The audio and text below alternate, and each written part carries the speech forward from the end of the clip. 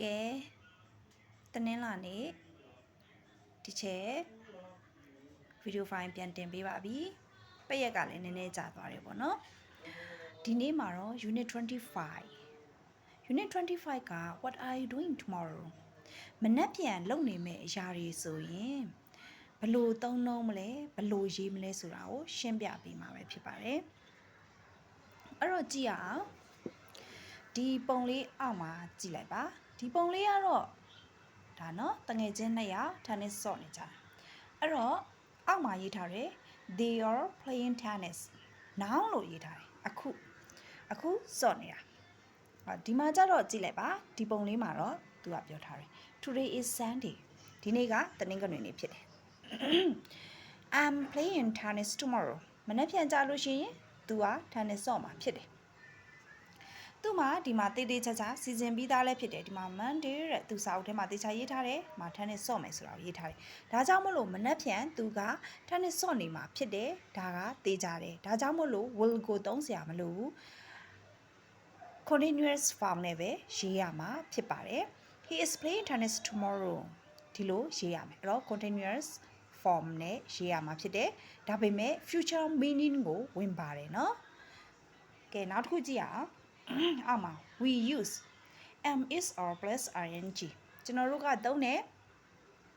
am is or plus verb ing ကို present continuous အနေနဲ့သုံးတယ် for something happening now အခုလက်ရှိမှာဖြစ်ပျက်နေတာအတွက်ကိုဆိုရင်သုံးတယ်အဲ့တော့အောက်ကနမူနာမှာပေးထားတယ် where are Tina and Helen they are playing tennis in the park Tina နဲ့ Helen ကဘယ်မှာလဲဆိုတော့သူကပန်းခြံထဲမှာသူတို့က tennis ဆော့နေကြတာဖြစ်တယ် please be quiet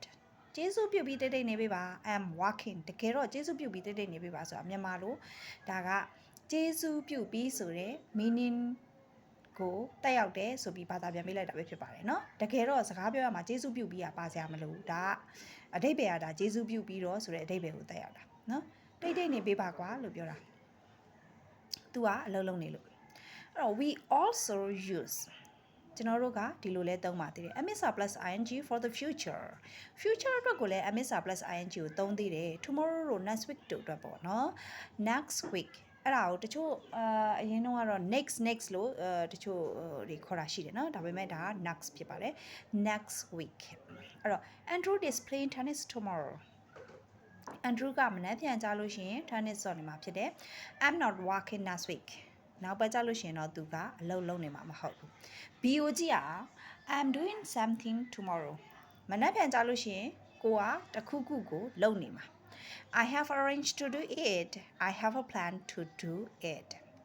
အဲ့တော့သူကအစီအစဉ်ဆွဲပြီးသားဖြစ်တယ်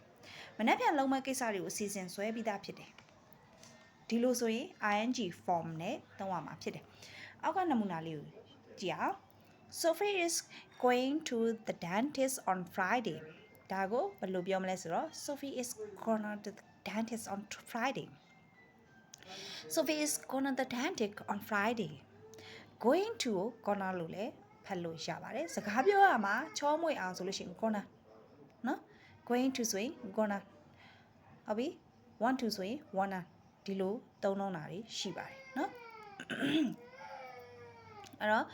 she has an appointment with the dentist သူကသွားဆရာဝန်နဲ့ appointment ယူပြီးသားဖြစ်တယ်နော်ဒါကြောင့်မလို့ Friday မှာသူကသွားဆရာဝန်နဲ့တွေ့နေမှာဖြစ်တယ်ဒါကြောင့်မလို့ Friday မှာသွားဆရာဝန်နဲ့တွေ့တော့မယ်ဆိုပြီးတော့သူက going to နဲ့သုံးထားတာဖြစ်တယ်အောက်ကကြည့်အောင် we are having a party next weekend we are having a party next weekend လို့ပြောထားတယ် now အပတ်weekend ကစနေနေ့နောက်ပတ်ရက်မှာသူတို့ကပါတီပွဲကျင်းပနေမှာဖြစ်တယ် Are you meeting your friends tonight ဒါကလည်းမေးခွန်းဖြစ်တယ်ဒီညသင်ကတငယ်ချင်းနေနဲ့တွေ့ဆုံနေမှာလား What are you doing tomorrow evening I'm not going out tonight I'm staying at home စသဖြင့်ပေါ့နော်ဒါတွေကနမူနာတွေဖြစ်တယ်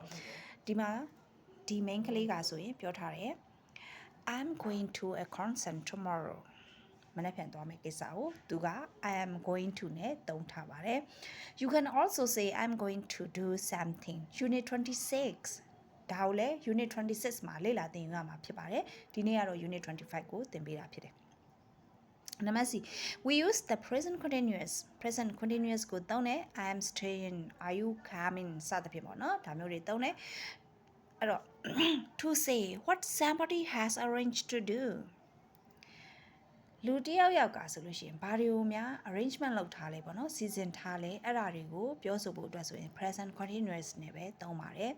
အောက်ကနမူနာကျတော့ I'm staying at home this evening not I stay ဒီညနေအိမ်မှာပဲနေမယ်လို့ပြောတာကို not I stay လို့သုံးလို့မရပါဘူး I am staying လို့ပဲသုံးလို့ရတယ် I stay သုံးလို့မရဘူး Are you going out tonight not do you go ဒီမှာ Are you going out tonight လို့သုံးရမယ် Do you go နဲ့သုံးလို့မရပါဘူး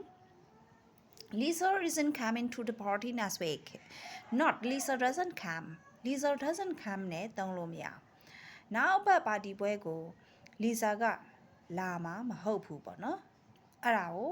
သူက doesn't နဲ့သုံးလို့မရဘူးအောက်မှာတွေလည်းအတူတူပဲနမူနာပြထားတယ် but ဒါပေမဲ့တဲ့ we use the present simple ကိုသုံးတဲ့နေရာရှိတယ် future အတွက်ဘယ်လိုဒီမှာသုံးတာလဲဆိုရင် start to arrives to စသဖြင့်ပေါ့နော် for timetable အချိန်စရာပြုလုပ်ပြီးသားနော် timetable ပေါ့နော် program စီစဉ်ပြီးတော့ trains to buses to ရထားတွေကားတွေသူတို့ကလည်းအစီအစဉ်နဲ့ထွက်ရတာ timetable နဲ့ထွက်ရတာပေါ့နော်ရထားကဥပမာမနက်9:15ထွက်မယ်ဆိုလို့ရှိရင်9:15အတိအကျထွက်ပေးရတယ်ဟိုဘက်ဘူတာကိုဘယ်ချိန်ဝင်မယ်ဆိုရင်ဘယ်ချိန်သူ့ဟာနာသူအချိန်စရာတိတိကျကျရှိတယ်ဒီလိုမျိုးအချိန်စရာတိတိကျကျမရှိရင်စိုးရတဲ့ထိခိုက်မှုတွေဖြစ်နိုင်တယ်နော်ရထားလမ်းဆိုတာတလမ်းနဲ့ပဲအဲ့လိုပဲသွားရတာမလို့လေဟိုဘက်ကလည်းအတိအကျထွက်ဒီဘက်ကလည်းအတိအကျထွက်ဒီလိုမျိုးတွေထွက်ပြီးဟိုတည်ယူပို့ဆောင်ရေးလောက်ရတာဟုတ်အဲ့တော့ the train arrives at 7:30အဲ့တော့ present simple နဲ့ပဲသုံးရတာဖြစ်တယ်ဒါကြောင့်မို့ the train ဆိုတာ singular ဖြစ်လို့ arrive ဆိုတဲ့ verb မှာ s ပေါင်းပေးရမယ်အဲ့တော့ what time does the film finish နော်ရုပ်ရှင်ကလည်းရုပ်ရှင်ဆိုတာလည်းအဲ့လိုပဲလေကြည့်ပြီးလို့ရှိရင်ဘယ်ချိန်ပြီးမယ်ဆိုတာဒီဇာတ်ကားကိုစရိုက်ခရဲရိုက်ပြီးတော့ဘယ်ချိန်စပြီးဘယ်ချိန်ပြီးတယ်ဆိုအဲ့လိုမျိုးဇာတ်ကားအစအနေဆုံးထိကြာချိန်ဆိုတာရှိရလေအဲ့ဒီကြာချိန်နဲ့တွက်ကြည့်လို့ရတယ်နော်အဲ့ဒါတွေက simple နဲ့သုံးပါcompare ကနိုင်ရှင်မှာ present continuous usually for people present continuous ဆိုလို့ရှိရင်လူတွေအတွက်နဲ့သုံးတယ်ပေါ့နော်ပုံမှန်အားဖြင့်ဆိုတော့လူတွေကဥပမာကြတော့ကိုကမနှက်ဖြန်ကြဘာလုပ်နေမှာသူကနောက်ပတ်ကြဘလို့ဖြစ်နေမှာဘာစားနေမှာစသဖြင့်ဒါတွေဆိုလို့ရှိရင် continuous form နဲ့သုံးရတယ် future meaning ဝင်တယ် I'm going to a concert tomorrow I'm gonna a concert tomorrow what time are you leaving စသဖြင့်ပေါ့နော်ပြီးကြတော့ present simple for future present simple က for timetables program စသဖြင့်ပေါ့နော်စီစဉ်ပြီးသားတွေ timetable ထွက်ပြီးသားတွေဒါတွေအတွက်ကို present simple အတွက် present simple နဲ့သုံးတယ် future meaning ကိုဝင်တယ် the concert starts at 7:30 concert က singular ဖြစ်လို့ start ဆိုတဲ့ verb မှာ s ပေါင်းပေးမယ် what time does your train leave that's your train leave နဲ့ရထားပဲချိန်ထွက်မှာလဲစသဖြင့်ပေါ့နော်ကဲ exercise ကိုကြည့်အောင်နော်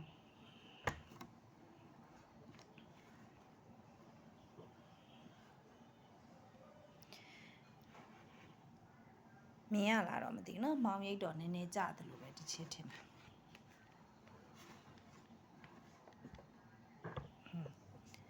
မြင်ရမယ်ထင်တယ်အဲ့တော့ကြည့်ကြည့်မယ် look at the pictures ရုပ်ပုံတွေကိုကြည့်လိုက်ပါတဲ့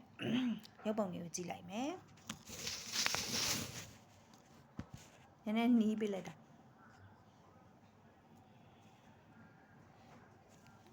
နော်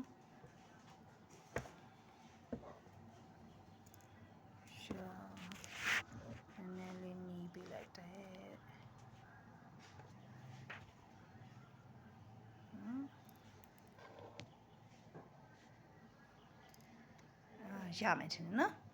okay ကဲ exercise က look at the pictures ရုပ်ပုံတွေကိုကြည့်လိုက်ပါ what are these people doing next Friday နောက်ပတ်ပေါက်ကြနေကြလို့ရှိရင်ဒီလူတွေကဘာလုပ်နေမှာလဲအဲ့တော့သူတို့ကလည်းအမှပြထားတယ် Andrew ကဘာလုပ်နေရလဲ Andrew ကိစ္စကိုသူကexample ပေးထားတယ် အဲ့တော့နံပါတ်1ကိုကြည့်လိုက်မယ် Andrew is playing tennis on Friday Andrew က tennis ဆော့နေမှာနော် tennis ကစားနေမယ်တောက်ကြနေမှာပေါ့နော်ဒီဘက်ကကျတော့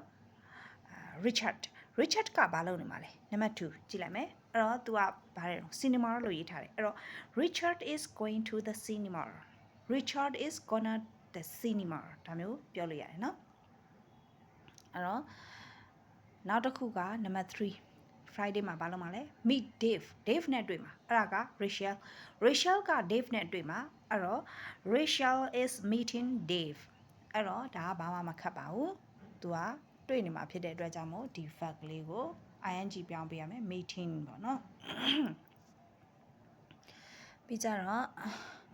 နံပါတ်4 5ပဲကျန်တော့เนาะအဲ့တော့4 5ကိုကိုယ်တိုင်လေးလုပ်ကြည့်ကြပါ 25.2 ကိုသွားတာ right questions မိခွန်းနေရေးပေးရမှာ all the sentences of future အကုန်လုံးကတော့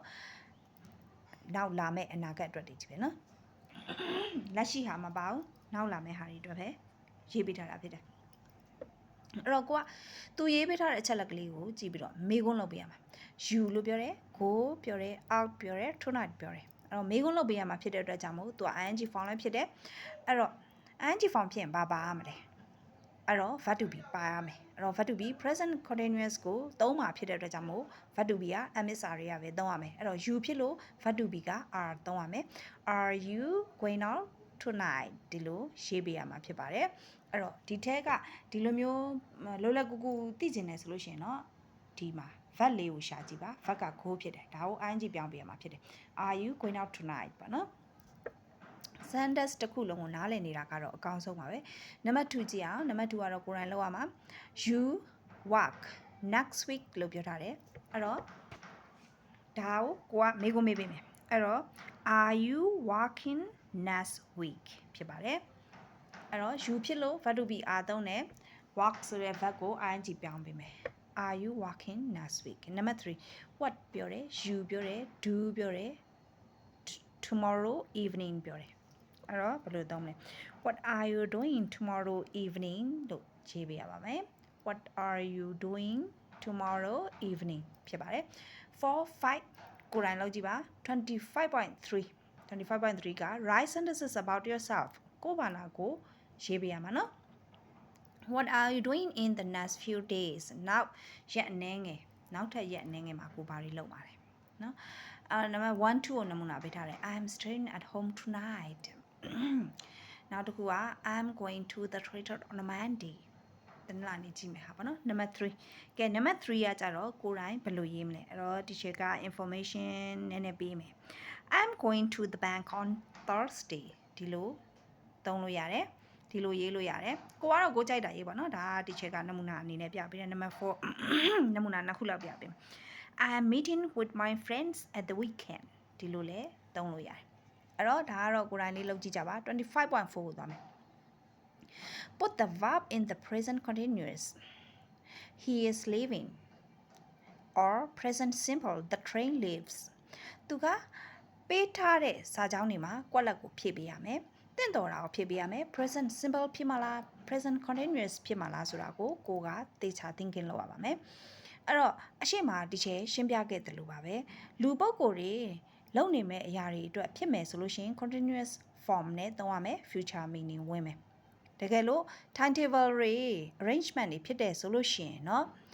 ဒါ present simple နဲ့သုံးရမယ် future meaning ဝင်ပါတယ်နံပါတ်1 2ကိုသူကနမူနာပေးထားတယ်ကြည့်အောင်1ကကျတော့ you go လို့ခွင်းထဲမှာပေးထားတယ် out tonight အဲ့တော့မေးခွန်း question mark လည်းပါတယ် no I'm too tired လို့သူကပြန်ဖြေထားတယ်အဲ့တော့ကိုကဘယ်လိုထည့်မလဲဆိုတော့ are you going လို့ထည့်ပေးတယ်နံပါတ်2 we go လို့ခွင်းထဲမှာပေးထားတယ် to a concert tonight လို့ပြောတယ်ပြီးကြတော့နောက်ထပ်ကွက်လက်ထဲမှာလဲ it start ကိုထည့်ပေးရမယ် at 7:30အဲ့တော့ဒီနေရာမှာကြည့်မယ် to a concert tonight ဆိုတော့ဒါကလူပုဂ္ဂိုလ်ပေါ့နော်ကျွန်တော်တို့တွေကတဲ့ဒီညဒီပါတီပွဲကိုသွားမှာဖြစ်တယ်ဆိုတော့ we are going ဆိုပြီးတော့ continuous form နဲ့သုံးပေးရမှာဖြစ်တယ် we are going to a concert tonight ပြီးကြတော့ဟိုကကြတော့ concert စမယ့်အချိန်က timetable ထွက်ပြီးသားဖြစ်တယ်เนาะဘယ်ချိန်စမှာဘယ်ချိန်ဖြစ်မှာချိန်ညာပြီးသားဒါကြောင့်မလို့ 7:30 လို့သူကရေးထားတယ်ဒါကြောင့်မလို့သူက simple နဲ့ရေးပေးရမယ် present simple နဲ့ရေးမှာဆိုတော့ it ဆိုတော့ singular ဖြစ်တယ်ဒါကြောင့်မို့ start ဆိုတဲ့ verb မှာ s ပေါင်းပေးမယ် it starts at 7:30 number 3 do you know about Sarah အဲ့တော့ကွက်လက်ပေးထားတယ် she get လို့ခွေးနံမှာပေးထားတယ် married next month ဟောနောက်လာထဲမှာသူကလက်ထပ်နေမှာဖြစ်တယ်လက်ထပ်မှာเนาะအဲ့တော့ကိုကဘာနဲ့ရေးပေးမလဲ ing form ပေါ့ continuous form နဲ့ရေးပေးမယ်အဲ့တော့ continuous form နဲ့ရေးပေးမယ်ဆိုတော့ဘယ်နေရာမှာ ing လဲ get ဆိုတဲ့ verb မှာ ing ထည့်ပေးရမယ်เนาะအဲ့တော့ she is getting married next month ဖြစ်ပါတယ် number 4 my parents လို့ပြောတယ်ကွက်လက်ပေးထားကွက်လက်ဒီမှာ go ဘယ်လိုထည့်မလဲ on holiday next week အဲ့တော့နောက်ပတ်မှာသွားမှာဖြစ်တယ်အဲ့တော့ my parents ကအမှ s ပါတယ်အများမိဘ2ယောက်လုံးအဲ့တော့သူက plural ဖြစ်တယ်เนาะဒါကြောင့်မလို့ my parents are going on holiday next week အဲ့တော့ b ကပြောထားတယ် oh that's nice where ဆိုပြီးကွက်လက်ပေးထားတယ် they go လို့ပေးထားတယ်အဲ့တော့ where are they going on ပေါ့နော်စသဖြင့်အဲ့လိုရေးလို့ရပါတယ် number 5ဟုတ်တယ်နော် number 5က Celia is doing an English course at the moment မြင်ရလားတော့မသိဘူးတီချာတော့တိတ်တော့မမြင်အောင်နော် the course ဆိုတော့ finish နဲ့ပြောထားတယ် on Friday တောက်ကြနေမှာပြီးမှာနော်တောက်ကြနေမှာပြီးမှာအဲ့တော့သူကအဲ့တောက်ကြနေမှာပြီးဖို့အတွက်ကိုသူတို့ကစီစဉ်ပြီးသားဖြစ်တယ်နော်တင်တန်းကဘယ်ချိန်စပြီးတော့ဘယ်ရက်မှာပြီးမယ်ဆိုတာကိုသူက timetable ထွက်ပြီးသားဒါကြောင့်မို့လို့သူက simple နဲ့ပဲရေးရမှာဖြစ်တယ် present simple အဲ့တော့ the course က singular ဖြစ်တယ်အဲ့တော့ဒါကြောင့်မို့လို့ finish မှာ s ပေါင်းပေးရ es ပေါင်းပေးရမှာပေါ့နော်ဒီလို number 6 there's a party tomorrow night အဲ့တော့ but ဆိုပြီးတော့ကွက်လက်ရေးထားတယ် I not go လို့လည်းပြောထားတယ်နော်အဲ့တော့ဘယ်လိုပြောမလဲ I'm not going လို့ပြောမယ်အဲ့တော့7 8 9 10ကကိုယ်တိုင်လောက်ကြည့်ပါဒီ form ကလွယ်ပါတယ်သူကနောက်လာမယ့်ကိစ္စတွေအတွက်ကို